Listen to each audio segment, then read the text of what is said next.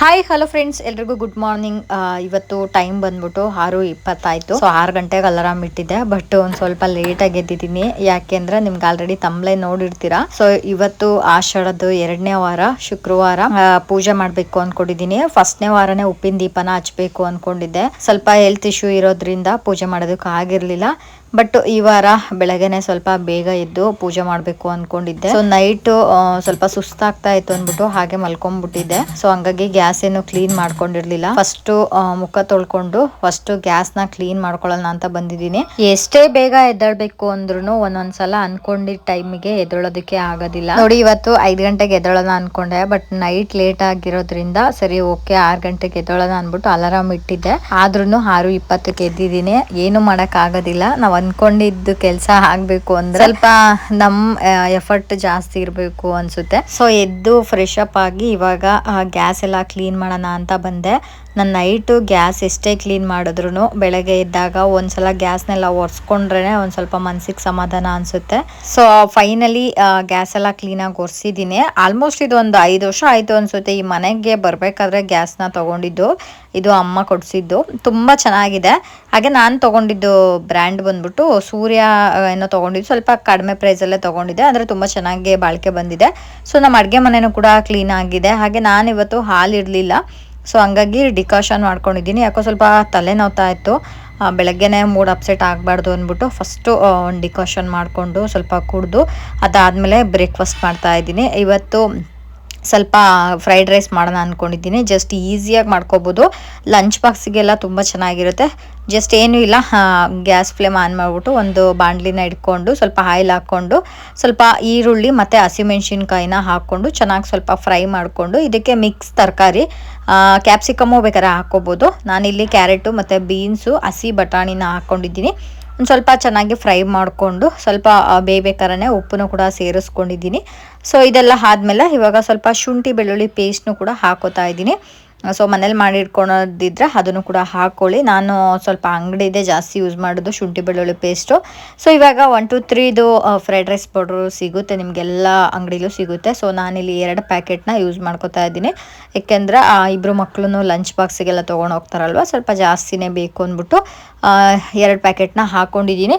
ಅದಾದಮೇಲೆ ಸ್ವಲ್ಪ soya sauce ಹಾಕ್ಕೊಂಡಿದ್ದೀನಿ. ಸ್ವಲ್ಪ ಕರೆಂಟ್ ಹೋಯ್ತು, ಹಂಗಾಗಿ ನಿಮಗೆ ಡಿಮ್ಮಾಗಿ ಕಾಣಿಸ್ತಾ ಇದೆ.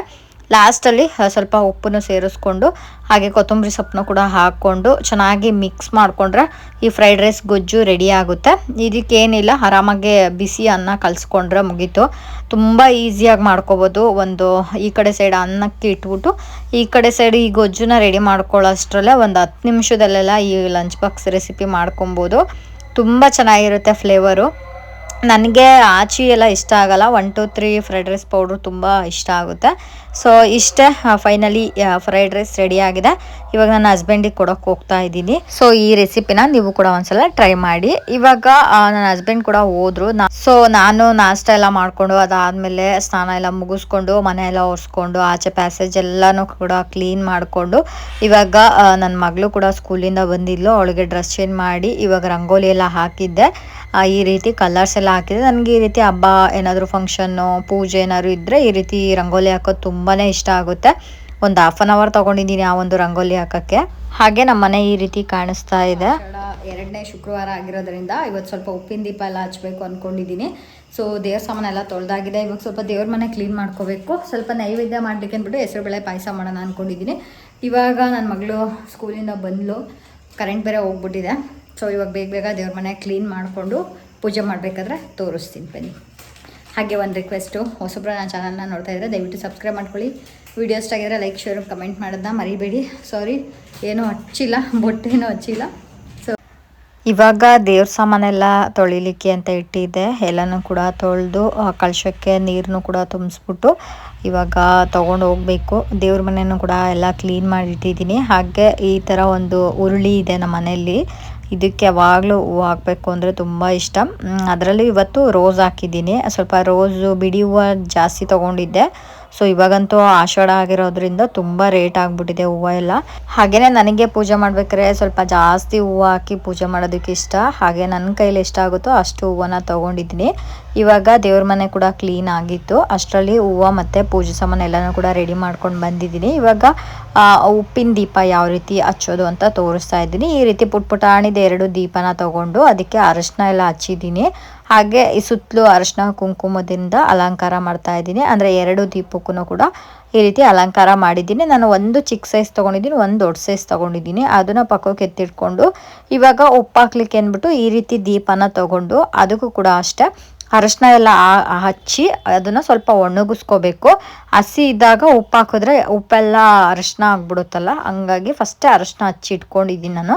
ಅದಾದಮೇಲೆ ಸುತ್ತಲೂ ಈ ರೀತಿ ಅರಶಿನ ಕುಂಕುಮದಿಂದ ಅಲಂಕಾರ ಮಾಡಬೇಕು. ಹಾಗೆಯೇ ಉಪ್ಪಿನ ದೀಪ ಹಚ್ಚೋದ್ರಿಂದ ಸಾಕಷ್ಟು ಪಾಸಿಟಿವ್ ವೈಬ್ ಸಿಗುತ್ತೆ ಅಂತಾನೆ ಹೇಳ್ಬೋದು. ಮನೇಲಿ ಕಿರಿಕಿರಿ ಹಾಗೆ ಹಣಕಾಸಿನ ತೊಂದರೆ ಇದ್ರೆ ಹಾಗೆ ಮನೆಯಲ್ಲಿ ಸುಖ ಶಾಂತಿ ನೆಮ್ಮದಿ ಎಲ್ಲರ ಒಳಿತಿಗಾಗಿ ಒಂದು ಉಪ್ಪಿನ ದೀಪನ ಹಚ್ತಾರೆ. ಉಪ್ಪಿನ ದೀಪ ಅನ್ನೋದಕ್ಕಿಂತ ಹೆಚ್ಚಾಗಿ ಇದನ್ನ ಐಶ್ವರ್ಯ ದೀಪ ಅಂತಾನೂ ಕೂಡ ಕರೀತಾರೆ.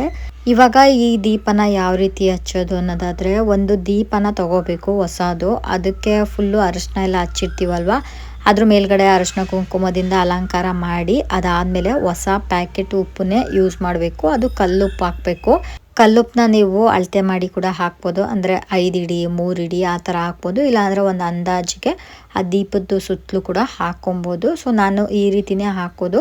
ಅದಾದಮೇಲೆ ಅರಶಿನದಿಂದ ಒಂದು ರಂಗೋಲಿನ ಬರ್ಕೊಬೇಕು. ಅದ್ರ ಮೇಲ್ಗಡೆ 2 ಚಿಕ್ಕ ಚಿಕ್ಕ ದೀಪನ ಇಟ್ಟು ಮನಸ್ಸಲ್ಲಿ ನೀವು ಸಂಕಲ್ಪ ಮಾಡ್ಕೋಬೇಕು. ಅಂದರೆ ನೀವು ಏನು ದೇವಿ ಹತ್ರ ಕೋರಿಕೆ ಮಾಡ್ಕೊತೀರೋ ಅದನ್ನು ಆ ದೇವಿ ಹತ್ರ ಮನಸ್ಸಲ್ಲಿ ಬೇಡ್ಕೊಂಡು ಸುತ್ತಲೂ ಈ ರೀತಿ ಹೂವದಿಂದ ಅಲಂಕಾರ ಮಾಡಬೇಕು. ಈ ದೇವಿಗೆ ಬಂದ್ಬಿಟ್ಟು ಅರಶಿನ ಕಲರು ಮತ್ತು ರೆಡ್ ಕಲರು ಅಂದರೆ ಹಳದಿ ಕಲರು ಬರುತ್ತಲ್ವ ಸಾವಂತಿಗೆ ಹೂವು, ಅದು ಮತ್ತು ರೆಡ್ ಕಲರು ರೋಸ್ ಹೂವನ್ನ ಇಟ್ಟು ಅಲಂಕಾರ ಮಾಡಿ ಹಾಗೆಯೇ 2 ಹೊಸ ಬತ್ತಿನ ಹಾಕಬೇಕು ಇದಕ್ಕೆ. ಸೊ ಈ ರೀತಿ 2 ಜೋಡಿ ಬತ್ತಿನೇ ಅಂಟಿಸ್ಬೇಕು.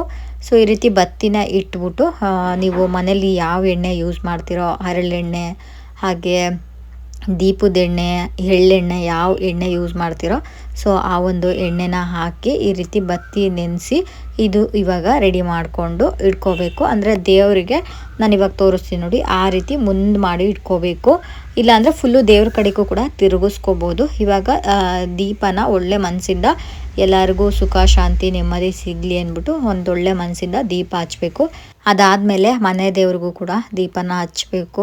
ಇವತ್ತು ಶುಕ್ರವಾರ ಆಗಿರೋದ್ರಿಂದ ತುಂಬ ಒಳ್ಳೆಯ ದಿನ ಅಲ್ವಾ, ಹಾಗಾಗಿ ಮನೇಲೆಲ್ಲರಿಗೂ ಕೂಡ ಸುಖ ಶಾಂತಿ ನೆಮ್ಮದಿ ಆರೋಗ್ಯ ಆಯುಸ್ಸು ವಿದ್ಯಾ ಬುದ್ಧಿ ಎಲ್ಲನೂ ಸಿಗಲಿ ಅಂದ್ಬಿಟ್ಟು ಇವಾಗ ಎಲ್ಲ ಕಡೆ ದೀಪ ಹಚ್ಚಿಬಿಟ್ಟು ಇವಾಗ ಗಂಧದ ಕಡ್ಡಿಯಿಂದ ದೇವ್ರದ್ದು ಹಾಡು ಇಲ್ವಾ ಶ್ಲೋಕ ಏನಾದರೂ ಹಾಕಿ ಪೂಜೆನ ಮಾಡಬೇಕಾಗುತ್ತೆ. ಸೊ ನಾನು ದೇವ್ರ ಸಾಂಗ್ ಹಾಕಿದ್ದೆ, ಹಂಗಾಗಿ ನಾನು ಇಲ್ಲಿ ವಾಯ್ಸ್ ಓವರ್ ಕೊಡ್ತಾ ಇದ್ದೀನಿ. ಈ ರೀತಿ ನಾನು ಉಪ್ಪಿನ ದೀಪನ ಹಚ್ಚಿದ್ದೀನಿ. ನನಗಂತೂ ಇವತ್ತು ತುಂಬಾ ಖುಷಿ ಆಯಿತು. ಏಕೆಂದರೆ ಏನೋ ಒಂಥರ ಮನಸ್ಸಿಗೆ ಸಮಾಧಾನ ಆಯಿತು. ಹಾಗೆ ಪೂಜೆನೂ ಕೂಡ ತುಂಬ ಚೆನ್ನಾಗಾಯಿತು. ಲಾಸ್ಟಲ್ಲಿ ಕಳಶದ ಮೇಲೆ ಇತ್ತಿದ್ದು ಹೂವನು ಕೂಡ ಬಿದ್ದಿತ್ತು. ಸೊ ಹಂಗಾಗಿ ತುಂಬ ಖುಷಿ ಆಯಿತು ನನಗೆ. ನಾನು ಬೆಳಗ್ಗೆನೇ ಪೂಜೆ ಮಾಡಬೇಕು ಅಂದೆ, ಬಟ್ ಆಗಿರಲಿಲ್ಲ. ಪೂಜೆ ಮಾಡೋ ಅಷ್ಟರಲ್ಲಿ ಆಲ್ಮೋಸ್ಟ್ 1 ಗಂಟೆ ಆಗ್ತಾ ಬಂದಿತ್ತು. ಸೊ ಆದ್ರೂ ನನಗೆ ಏನೋ ಒಂಥರ ಮನಸ್ಸಿಗೆ ನೆಮ್ಮದಿ ಹಾಗೆ ಸಂತೋಷ, ಹಾಗೆ ದೇವ್ರಿಗೆ ತುಂಬ ಹೊತ್ತು ಪೂಜೆ ಮಾಡಿದ್ರೆ ತುಂಬ ಒಳ್ಳೆಯದಾಗುತ್ತೆ. ಸೊ ಹಂಗಾಗಿ ನಾನು ಈ ಒಂದು ಪೂಜೆನ ಮಾಡಿದ್ದೀನಿ. ಆಷಾಢದಲ್ಲಿ ಉಪ್ಪಿನ ದೀಪ ಎಲ್ಲರೂ ಕೂಡ ಹಚ್ಚಿ ಎಲ್ಲರಿಗೂ ಒಳ್ಳೆಯದಾಗುತ್ತೆ. ಏನೇ ಒಂದು ಸಂಕಲ್ಪ ಮಾಡಿಕೊಂಡ್ರು ಕೂಡ ಆ ತಾಯಿ ಒಳ್ಳೇದು ಮಾಡ್ತಾರೆ ಅಂತ ಹೇಳ್ತೀನಿ. ಹಾಗೆ ಈ ಉಪ್ಪಿನ ದೀಪ ಹಚ್ಚಿದ್ಮೇಲೆ ತಿರುಗ್ ದಿನ ಅಂದರೆ ನಾನು ಶುಕ್ರವಾರ ಉಪ್ಪಿನ ದೀಪ ಹಚ್ಚಿರ್ತೀನಲ್ವ, ಶನಿವಾರ ಸಂಜೆ ಆ ಉಪ್ಪಿನ ದೀಪ ಏನಿರುತ್ತೋ ಅದ್ರ ಮೇಲ್ಗಡೆ ಎಲ್ಲ ಹೂವು ತೆಗೆದು ಆ ಉಪ್ಪನ್ನ ಆ ದೀಪದ ಸಮೇತ ತಗೊಂಡು ತಲೆಗೆ 3 ಸಲ ನಿವುಳಿಸ್ಬೇಕು. ಅಂದರೆ ತಲೆಯಿಂದ 3 ಸಲ ನಿವುಳಿಸ್ಬಿಟ್ಟು ಆ ಉಪ್ಪನ್ನ ತೊಗೊಂಡು ಒಂದು ಪಾತ್ರೆಯಲ್ಲಿ ನೀರಿಗೆ ಮಿಕ್ಸ್ ಮಾಡಿಕೊಂಡು ಉಪ್ಪೆಲ್ಲ ಕರಗಿದ್ಮೇಲೆ ಗಿಡಗಳಿಗಾರ ಹಾಕ್ಬೋದು, ಇಲ್ಲಾಂದರೆ ತೆಂಗಿನ ಮರದ ಕೆಳಗಡೆನೂ ಹಾಕ್ಬೋದು. ಯಾರೂ ತುಳಿಬಾರ್ದು ಅಂಥ ಜಾಗದಲ್ಲಿ ಆ ಉಪ್ಪನ್ನ ಹಾಕಬೇಕಾಗುತ್ತೆ. ಅಂದರೆ ಉಪ್ಪಿನ ನೀರು ಅಥವಾ ಉಪ್ಪನ್ನಾದರೂ ಹಾಕ್ಬೋದು. ಸೊ ಯಾವುದೇ ಕಾರಣಕ್ಕೂ ಮನೆಯಲ್ಲಿ ಆ ಉಪ್ಪನ್ನ ತಿನ್ನಲಿಕ್ಕೆ ಯೂಸ್ ಮಾಡೋದಕ್ಕೆ ಹೋಗಬೇಡಿ, ಯಾಕೆಂದರೆ ನೆಗೆಟಿವ್ ಎನರ್ಜಿ ಇರುತ್ತೆ ಅದರಲ್ಲಿ. ಸೊ ಇವತ್ತಿನ ವಿಡಿಯೋ ಇಷ್ಟೇ ಫ್ರೆಂಡ್ಸ್. ಇವತ್ತಿನ ವಿಡಿಯೋದಲ್ಲಿ ನಿಮ್ಗೆ ಏನಾದರೂ ಸ್ವಲ್ಪನಾದರೂ ಯೂಸ್ಫುಲ್ ಅನಿಸಿದ್ರೆ ವಿಡಿಯೋಗೆ ಲೈಕ್ ಮಾಡೋದನ್ನ ಮರಿಬೇಡಿ. ಹಾಗೆ ಶೇರ್ ಮಾಡಿ, ಕಮೆಂಟ್ ಸೆಕ್ಷನಲ್ಲಿ ನಿಮ್ಗೆ ಏನು ಅನಿಸ್ತು ಅಂತ ಕಮೆಂಟ್ ಮಾಡಿ. Thank you for watching.